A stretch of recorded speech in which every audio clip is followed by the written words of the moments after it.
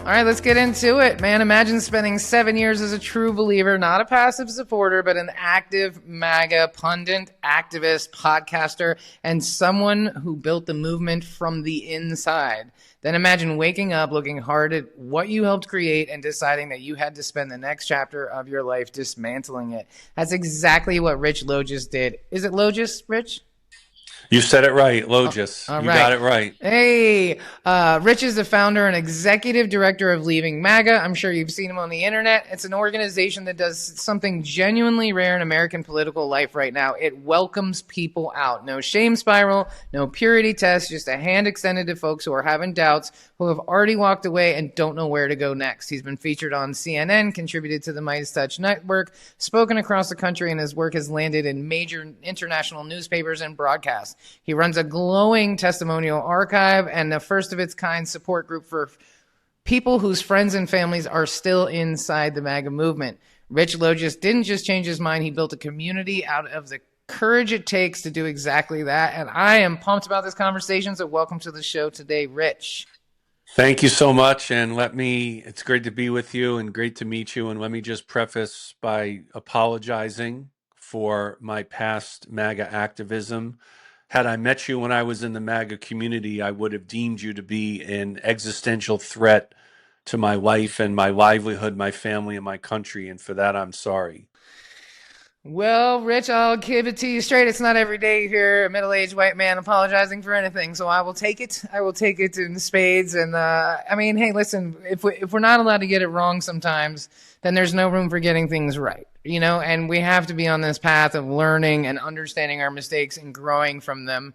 We can't expect people to be perfect when they've grown up in a society that encourages this one outcome, you know, like racism and sexism and the patriarchy. Well, we were all conditioned that way, you know. It's what you do to get out of it. It's what you do to wake up out of it and move to the next thing. That to me matters so much more than what you've said in the past or what you've done in the past. But I appreciate that, and I'm sure our listeners will. Let's talk about, you know, and I'm sure you've said this on lots of podcasts, but what was that moment when you were like, this isn't the right time? Like this isn't the right place for me. Where was those cracks of doubt that came in that splintered that identity? Well, you know, you mentioned some of my background earlier. Thank you. You know, I worked on the Trump campaign. I wrote part of the call script for it. I was an aspiring MAGA pundit. I had bylines in places like Fox and the Federalist and RealClearPolitics. I wrote for a site called WorldNetDaily, which popularized the Obama birther conspiracy. I spoke at Trump groups. I was a donor at Trump groups. I sponsored them. I was unapologetically all in public in my support for Trump and MAGA. But the first accelerant to my leaving was actually not Donald Trump. It was my governor in Florida, Ron DeSantis. In the summer of 2021, if we recall, the Delta surge of the COVID virus was ravaging the country and kids were befalling ill and kids were dying from the virus. And Ron DeSantis decided to platform at a press conference COVID anti-vaxxers. And I was never an anti-vax person, and I have two small children, and I did not understand why DeSantis had did what he did, considering he had been a proponent of the vaccine up until that point. And after he did that, I did something that sounds very simple, but was profoundly life altering and changing for me, which was I diversified my news and information sources. And after I did that, I started to slowly realize that so much of what it was that I had believed turned out to be false and inaccurate. And I spent virtually an entire year grappling with this reality that I had allowed myself to be lied to, and I had believed those lies, and I had created and crafted an entire persona and identity based on lies, falsehoods, and conspiracy theories. And the final straw for me was May 24th, 2022, which was the day of the Uvalde, Texas school shooting. And even though Trump wasn't in office, I knew exactly how he and the GOP would respond, and they did as I anticipated, which was calling for more guns and more access to guns. And I, as someone who owns a firearm, found that to be As I found it to be the embodiments of insensitivity and offensiveness. But there was something that had been gnawing at me because I felt that leaving MAGA privately was not enough, considering how public I had been in my support for Trump. And it was on August 30th of 2022 when I wrote a mea culpa. And in this article that I published, I said that I was sorry for supporting Trump and MAGA and that I wanted to apologize to anyone I may have hurt with my words, deeds, and rhetoric. And the God's honest truth is, I never actually thought that anybody would care. I figured I'd get a few comments here and there, and I would close that chapter of my life and I would move on. But it turned out that people did care. And I received one desperate message after another from people who had friends and family still in the thrall of MAGA, and they approached me desperate, asking me how they could save their MAGA identified close ones and pull them out and extract them from MAGA. So it was around that time that I started to slowly realize that I might have been onto something. And born from all of that came our organization, Leaving MAGA. We're now in our third year. We are a community for people who leave MAGA, for those who are having doubts about their support for Trump and MAGA, and also for friends and family of those who still have close ones in the movement. And I'm happy to report that as an organization, we have never been busier. We have never had more people in MAGA reaching out to us, asking us for help in leaving. Our testimonials continue to grow. Our community is growing. And we've got a nationwide billboard campaign where we've had boards go up in 20 states. And the message of the board is very simple, welcoming, and inviting. And it reads, having doubts, you are not alone. And it's got our website, leavingmaga.org. So we are building something that is providing a pathway for people to walk away from the extremism of MAGA politics. And when you leave MAGA, you become what I like to say, a born again human being. Leaving MAGA for me was good for my soul, psyche, and my mental health. And when you leave, you reclaim your individuality, your empathy, and your agency. Do you think that's a big part of why people are so drawn to it? Like maybe it's the first time they've felt like part of something, that it's really like tapping into this desire that we all have to be want, heard, seen, value, and maybe this is the first time they're feeling that, and that's what gives them the ability to deny logic or those nagging feelings of maybe this ain't it. For me, the communal aspect was really intoxicating. I had a second family, and that second family validated me and appreciated me and respected me. And we'd be at events and they would say to me, "Hey, Rich, I read your most latest article, or I listened to your podcast." And when I was in the process of going through my doubts, what was so terrifying for me about the prospect of leaving is I knew that I was going to walk away from a second family. And as embarrassed as I am to admit this, that second family oftentimes took precedence over my own blood family.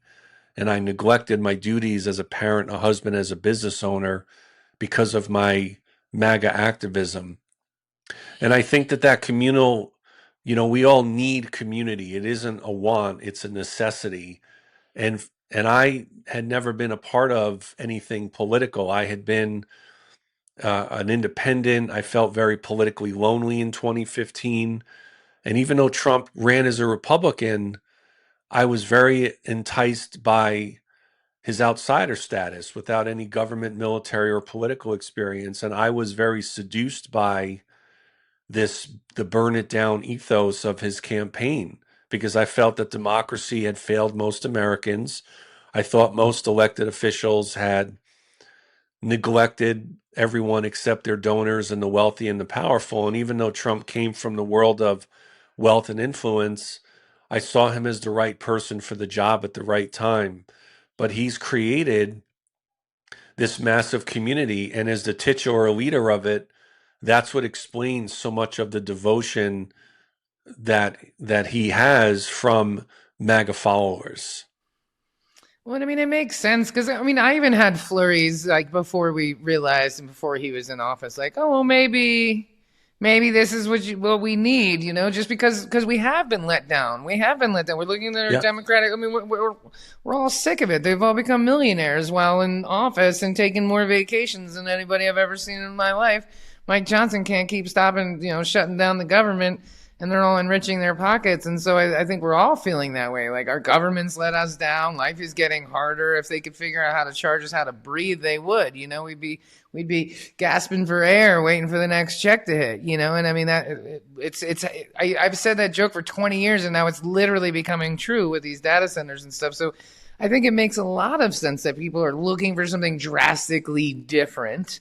And especially after the pandemic, where people experience loneliness at a Yeah. rate that they've never felt, and I don't think people, our community nature hasn't really been nurtured for a long time, and so then we were all separated in our homes, and I think it really put a spotlight on people realizing how little community they have or have ever had, when you realize, you're out there all alone. So to me, it makes a lot of sense, and I'm sure there's a lot of people in MAGA that are really nice people, right? Like, which is kind of hard to say because we see some, I mean, it's hard for me to say some of them are really nice when I get the messages from them telling me I should kill myself and I should be raped and I should be murdered. It's hard for me to remember, oh, some of them are good people, but that's childish thinking. You know what I mean? I know lots of really nice people who are getting it all kinds of wrong. And I think it boils down because of what information they're consuming.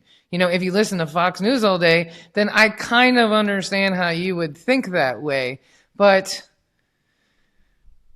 yeah, like it gives me hope that you say that more people are reaching out to you and the movement seems to be growing. Do you think that we're anywhere near some sort of a building point here? Is it really speeding up recently, or is that just wishful thinking of me from the outside? Well, I like to paraphrase the late Ernest Hemingway in saying that people's epiphanies happen gradually and then subtly all at once. And I am of the belief that there are more in MAGA right now than ever who are privately harboring doubts, are feeling confused, or questioning their belief system. I'm of the belief that there are more than ever, more than we realize, who have quietly left MAGA. And I think that there comes a point where someone in MAGA reaches their red line. And that red line gets reached, that line of demarcation is approached because of one lie or one betrayal too many. I wrote a memoir this year. It came out earlier this year. It's the story of leaving MAGA and my own biography. Well, my own autobiography, I should say. And it's entitled One Betrayal Too Many.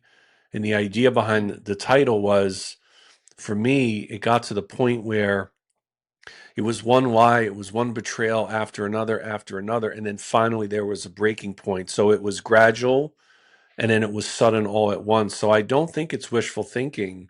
I do think there are more than ever who are feeling disillusioned, and we have to be able to catch the disenchanted and provide them a place to go. And that's what we're trying to create at Leaving MAGA, is a new destination, an off-ramp for people to walk away from MAGA. And to your point, I think most people in MAGA deep down are good people. I don't defend their ignorance or my ignorance, but I do think that they have been led astray and have been they've had their natural fears and concerns and worries exploited and manipulated.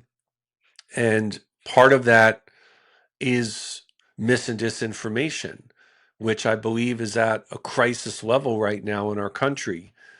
When I was in MAGA, I was addicted to rage and fear.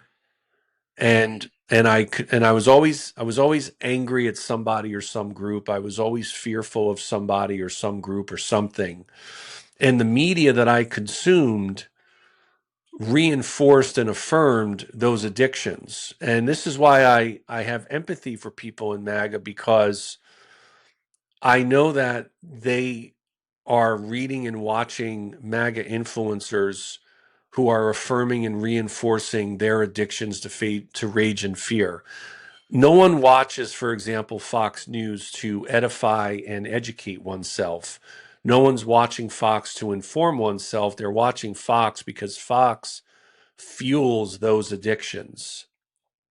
And I think it's an important point for as a reminder for listeners that we are all susceptible to being influenced.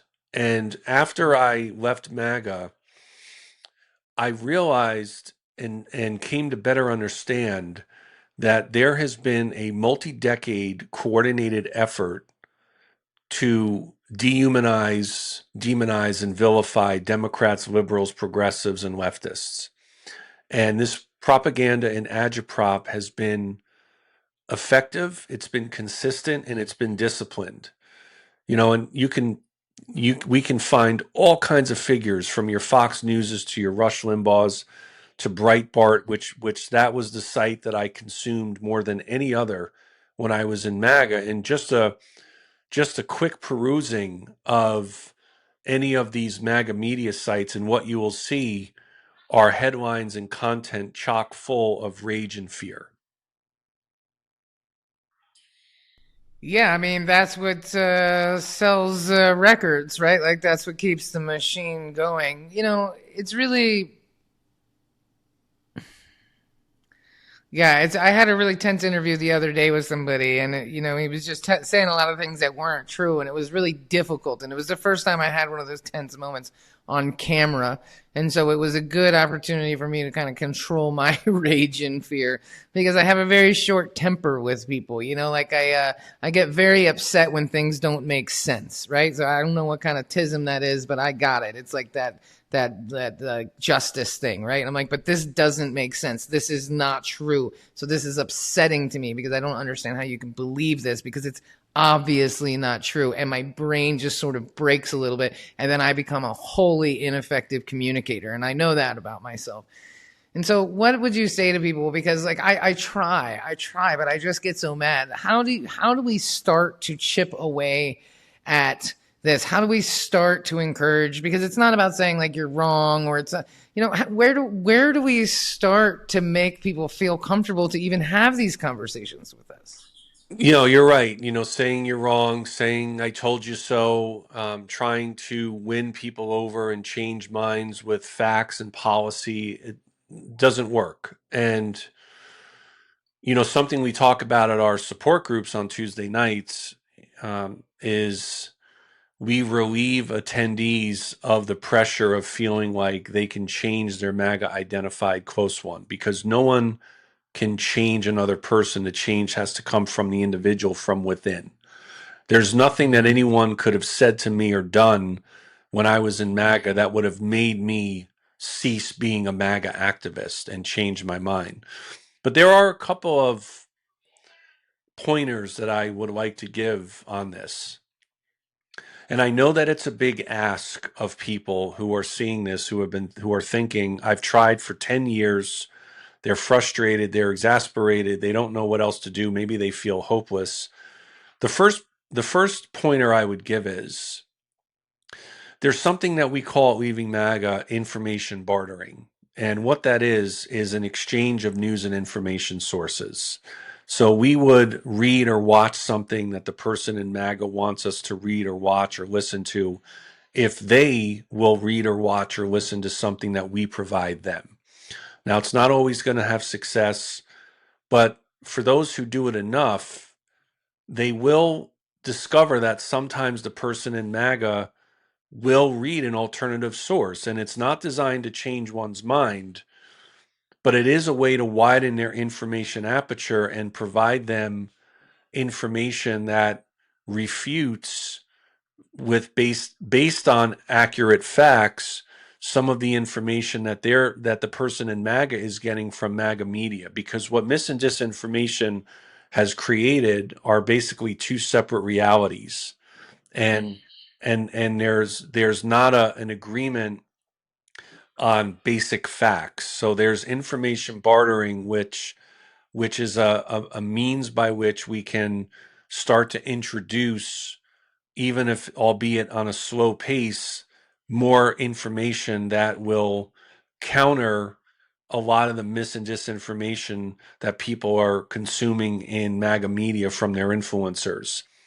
The other part I would mention is the other step is when we talk about leaving MAGA and what that means. What does that look like? The first part is it's not enough to distance oneself from the president. To leave MAGA, you have to renounce the lies, falsehoods, and conspiracy theories of MAGA politics. And the second part of leaving is you have to build up democracy rather than tear it down. And the way we define that is by making the continued case that we as Americans agree on important issues more than we disagree. Polarization's real, divisions are real, but we who are not in MAGA and those who are in MAGA, we are actually more alike than we are unalike.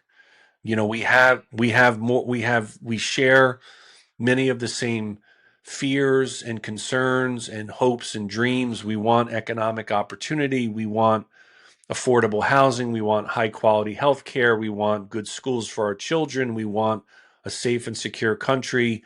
And MAGA media does a very good job of convincing those who are in MAGA that we're not alike. I mentioned at the outset that I would have deemed you to be an existential threat when I was in MAGA. What MAGA media, what I would always gather from it is that anyone who disagreed with me was not just wrong and misguided, but they were a mortal threat and enemy to me. And anyone who was not with us was against us. So if you were not 100% with us, we considered you 100% against us. So if we just continue to make the case and say to those in MAGA, we might not agree on every issue, but I bet that we actually agree on most relevant issues that affect us on a day-to-day basis. That's a way to lower the bulwarks and lower the defenses, and it gets people thinking a little less emotionally and a little more logically and rationally.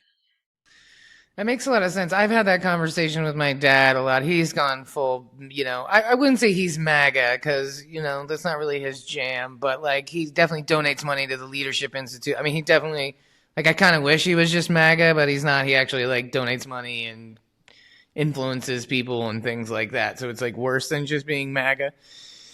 But I didn't realize how bad it was until recently. But I mean, I've said to him for the years that we are in communication, I'm always like, Dad, I'm pretty sure we'd agree on. He always like rolls his eyes, and I'm like, what exactly do you think us violent radical leftists want? You know what I mean? Like, what? Right. Like, are they in the room with us right now? You know what I mean? Like all this, like, oh, we're getting all the criminals off the streets. Let me ask you something. For the last 10 years, every time you left your house, were you worried about these criminals on the street? Like, exactly, like, when did the criminal hurt you? You know what I mean? Like, this idea that there's, like, this, this threat and there's all this, danger on the street, but it's like, this radical leftist is your daughter, dude. You know what I mean? It's your daughter. And I think I cracked a little couple breaks in the foundation last year because I was detained by ICE in Miami at the airport simply for asking if they were ICE agents, and they detained me, searched me, interrogated me, and revoked my global entry and TSA pre-check at the airport.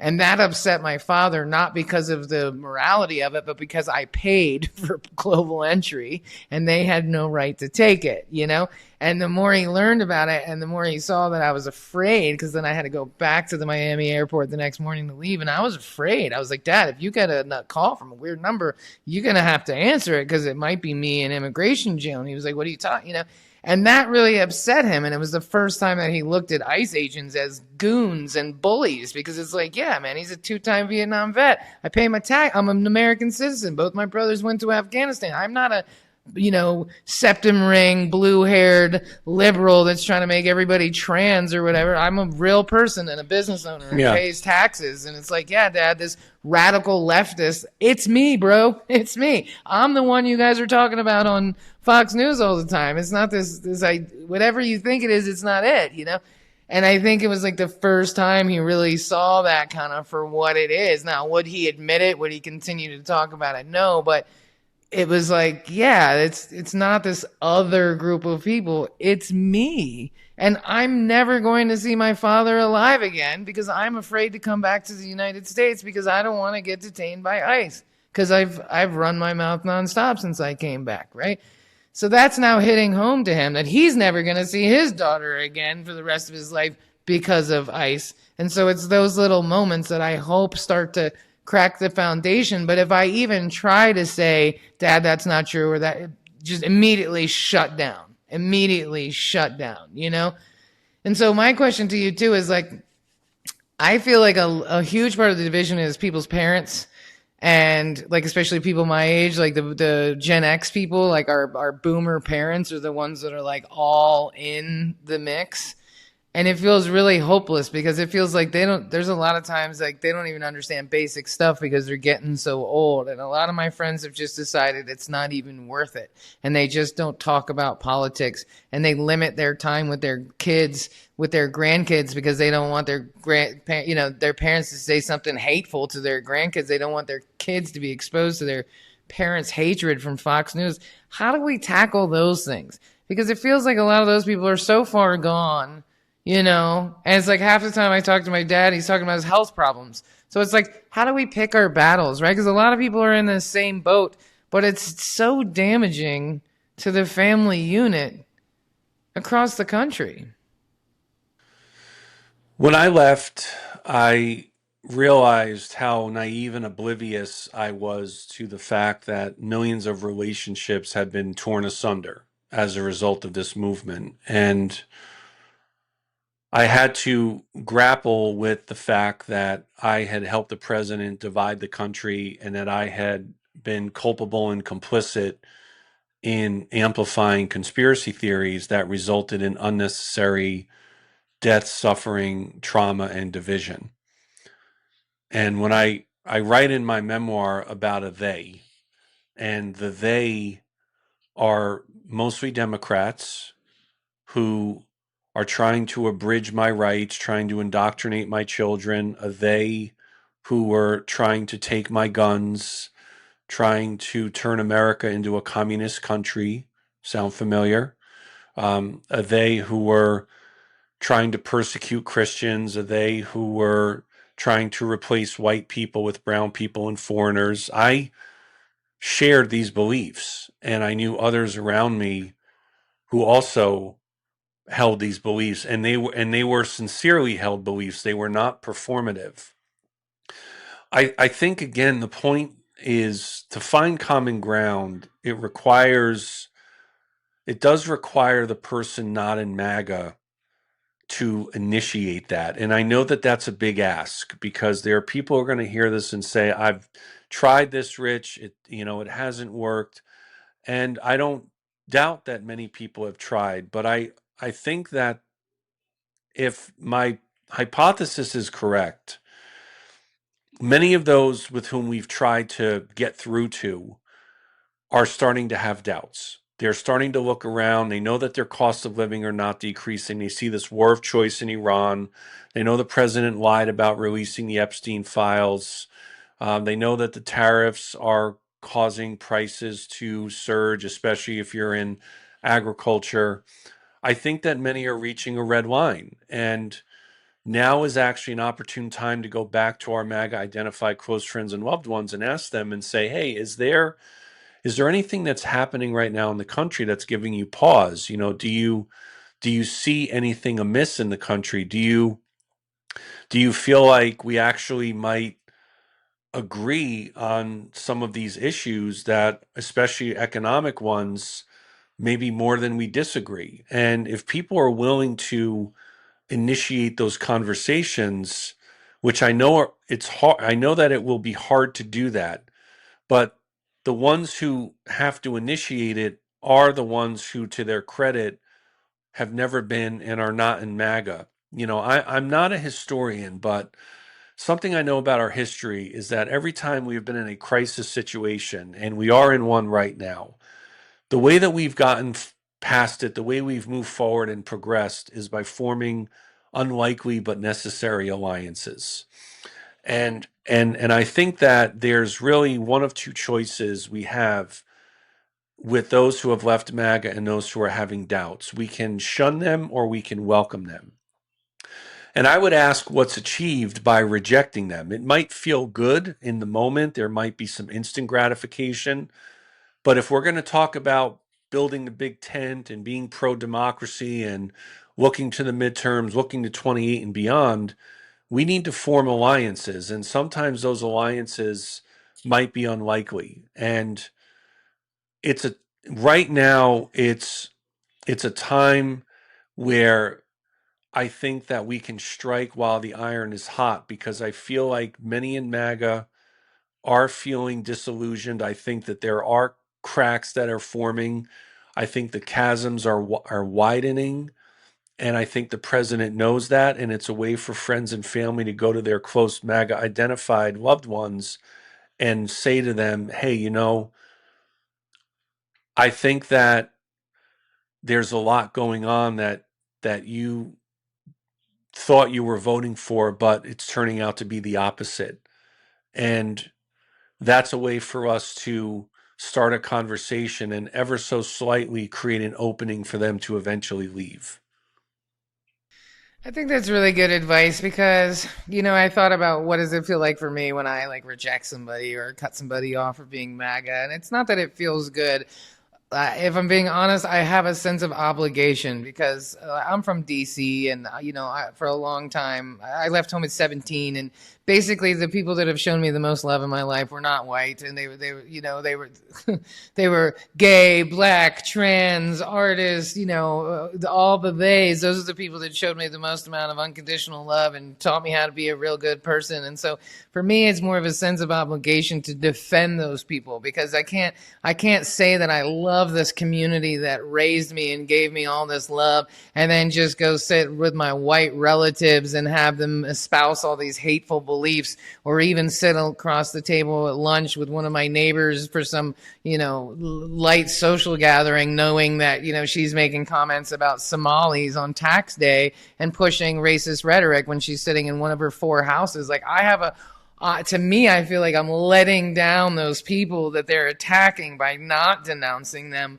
But you're right. It's like it doesn't get us any closer, But I feel real mama bear because it's like, hey, those are the people that loved me, and even if they didn't, like, why are you punching down? Why are you doing this? And so I feel like that's what I'm supposed to do. But at the end of the day, it's not going to help. And it's hard to take the higher ground. Michelle Obama, when they go low, we go high. MAGA, there are many in MAGA who have gone low for over a decade. The good news about online comments, and I receive plenty of mean-spirited, false accusatory comments online. But the good news is that I don't think that online is reflective of real life. I don't think the MAGA people I meet online are representative of most people who are in MAGA. I think that if a pro MAGA and anti MAGA people got together and had a lengthy enough conversation, they would find a lot of commonality when maybe they thought that they'd be hopelessly divided, and it turns out there's not. So there are ways of building these bridges, and we take the Michelle Obama approach because it's just part of our work. I feel like I'm required to be an optimist as much as I do fight sometimes my own cynicism. I'm only human, but I think as part of this work, we are going to remain positive because I think that the tide is slowly turning, and I think that we as an organization are well positioned to be able to welcome people as they transition out of the extremism of MAGA politics. I mean, it's a worthy cause for sure. I am definitely not known for taking the high road. I am definitely I think in 2015, my New Year's resolution was to not tell people to go F themselves on Facebook. Listen, we're all on our own journey, Rich. You know what I mean? I never claimed to be perfect. I was supposed to be a stand-up comedian. You know what I mean? And here I am with a political podcast. Like, you know what I mean? Life is a crazy, crazy journey, but here we are, nonetheless. Well, I really appreciate your time today, and I appreciate everything that you're doing because It takes a big person to admit you're wrong and to apologize for anything, for knocking over a glass to messing up somebody's life, right? It's not easy to apologize. It's something that we should all get better at, and holding ourselves accountable, recognizing when we've gone wrong and turning that thing around. Because what else are we if we're not imperfect human beings that are just trying to survive, right? Nobody's supposed to have it all figured out. That's just not how it works. We got to have the compassion to find our way back. And so I know you have made a lot of sacrifices, but I'm sure you've also gotten a lot of love and good stuff from all of this, right? But I really appreciate what you're doing, because the reality is, and I've said this for a long time, I've been saying this for at least 10 years consistently, that until men hold other men accountable, the world's going to continue to burn. And we need more male allies out there speaking the truth, getting people back together, being accountable. It matters so much, especially as a woman who sees constant examples of the opposite of that. It makes me feel really good knowing that you are here, and it doesn't matter what you did in the past. It matters what you're moving forward. And I don't need you to be perfect. I don't need you to be just like me or agree with me on everything. I'm just glad that you're doing it. And that you're doing anything, and because it really matters. It matters to men, it matters to women, it matters to the youth. I think about it a lot. Like, these poor kids are worried about going to school and getting shot, and then all the adults are yelling at each other on Facebook. I mean, they must think we're all idiots. You know what I mean? They really do. And they need more examples of men doing the right thing, women doing the right thing too, but especially men. It matters so much.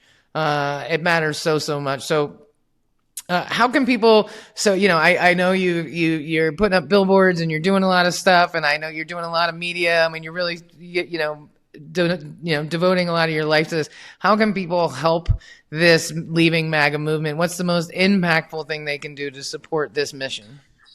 I would really encourage everyone to visit us at leavingmaga.org. They can. If someone is so inclined, they can donate. We are a nonprofit. They can follow us at our socials. For those who have social media accounts, engaging our accounts helps the algorithm and helps get our content in front of an audience who might not have otherwise known about us. You can subscribe to our newsletter. We have a way to contact us, and we do read all the messages that come in. And I would really encourage everyone to take some time and read some of the testimonials at our website. We have people whose entree into MAGA was through a Christian nationalist church. We have Black, white, Hispanic, man, woman, gay, and straight. We have someone who was at January 6th and went to prison for his role and rejected Trump's pardon and rejected any of this slush fund that Trump created for the rioters, which I know is not, as of now, is not happening. And even if by some chance it did, our community member who's at January 6th would refuse it. I think people will find those testimonials to be very eye-opening, enlightening, and really inspirational. So great. It's a testament to their intrepidity that they decided to give witness to their testimonial publicly. So I would really encourage everyone, check us out at what we're doing at leavingmaga.org. If you're in an area where you'd like a billboard, let's talk and see if we can make that happen. I love that. Well, I appreciate your time today. And for our audience that's listening, I think this is a really easy action item. So when you when you press stop on this podcast, open up social media, find the Leaving MAGA accounts, and like the last 10 posts. Leave a comment on the last 10 posts. Cool, great. It doesn't even matter an emoji. It actually really does. We're all being manipulated by the algorithm, so let's manipulate the algorithm back and let's get some more shine. That's a really, really easy way to just get more eyeballs on things, because especially the algorithm will show you content that the people you're following are commenting on. So it really does make a difference. So please, I challenge you today to go find the accounts, follow them. And then, of course, if you want to make a donation, inspiration or whatever else, that's great. But a really easy way to make the algorithm work for us is by doing stuff like that. So I would encourage you to do that to mine too. But apparently bots got my podcast page shut down on Facebook last week because they think I'm interfering with American politics from outside the country, even though I pay DC taxes. But whatever, that's a whole other conversation. So let's make the algorithm work for us. Thank you, Rich, for your time today, for everything that you're doing. I really appreciate it. I would love an introduction to that J6 person. I would love to interview him. And if there's anybody else in your journeys that's doing good stuff, that's spreading the good word, please send them my way. I'm happy to platform them. I just want to provide something other than bad freaking news, because every time you open up your phone, it's more of it. And so hopefully this has been 30 some odd minutes of other ideas and inspiration that people can take with them. A little bit of hope goes a long way these days. So I really appreciate your time. Thank you. It's good to be with you. Appreciate it. Absolutely. Absolutely. So thanks for tuning in. Go follow those accounts. Be excellent to each other. And I think more importantly, if you're listening to this and you're inspired by Rich, lean into that. Lean into that. Do something. And I'm not saying that you're not doing enough, but if this is like, man, if Mullen can start this podcast and Rich can admit this and do all this, like I could do something. That's exactly right. You can do something, and it could be something small. It could be something big, but anything is everything. So please take this inspiration today. Find that voice inside of you that you've been ignoring and lean into it, because it really does take, you know, what Margaret Atwood said, a small group of individuals can change the world. I just destroyed that quote, but you get what I'm saying. It doesn't take a lot of people to really move the needle. And every time one person leads, then other people follow. So maybe that's you today. Take inspiration from Rich, help Rich, or do your own thing. But let's turn this ship around. What do we do next? We get some of our loved ones out of MAGA and we start to heal these wounds. That's what we do next. So thank you again, Rich, for your time. And all the links and everything will be in the show notes, and we'll catch you on the next one. Thanks, everybody.